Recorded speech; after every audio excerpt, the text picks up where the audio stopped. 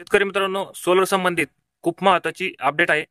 तर शेतकरी बांधवांनो, आता मागेल त्याला सौर कृषी पंपामध्ये जर तुम्ही अर्ज केला होता असेल तर तुम्हाला लगेच पेमेंटचं ऑप्शन येत होतं.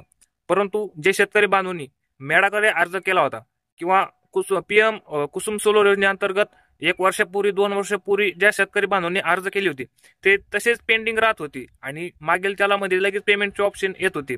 त्याच्यामुळे खूप सारे शेतकरी बांधव संभ्रमात होते की जे आम्ही अर्ज केले आहेत त्याला पेमेंटचं ऑप्शन काय येत नाही आणि आम्ही जे अर्ज केले होते ते सर्वात आधी केले होते तरी सुद्धा आम्हाला पेमेंटचं ऑप्शन हे येत नव्हते. परंतु ज्या शेतकरी बांधवांनी आता मेळामध्ये किंवा पीएम कुसुम सोलर योजनेअंतर्गत अर्ज केले होते अशा शेतकऱ्यांना पेमेंटचे ऑप्शन मेसेज पेमेंट करा म्हणून असे मेसेज येण्यास चालू झाले. तर ज्या शेतकरी बांधवांना पेमेंटचे मेसेज आलेले आहेत अशा शेतकरी बांधवांनी 7 दिवसाच्या आत लवकरात लवकर ते पेमेंटचं ऑप्शन ते करून घ्या. आणि जे शेतकरी बांधव जे राहिलेले आहेत त्या शेतकरी बांधवांना सुद्धा उर्वरित याच्यानंतर पेमेंटचे ऑप्शन हे येणार आहेत.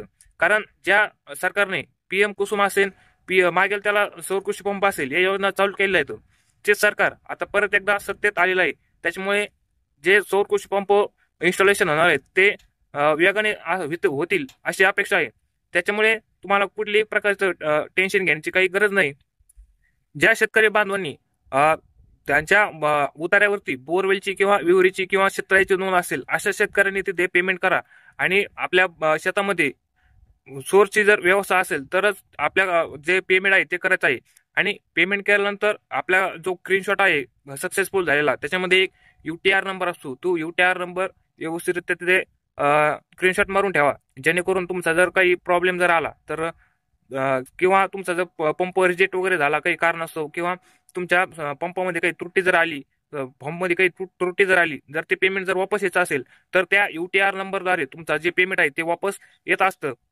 आणि याच्यासाठी जी यादी आहे ती यादी सुद्धा आपल्या व्हॉट्सअप ग्रुपवरती आणि टेलिग्राम ग्रुपवरती आपण प्रसिद्ध केलेली आहे.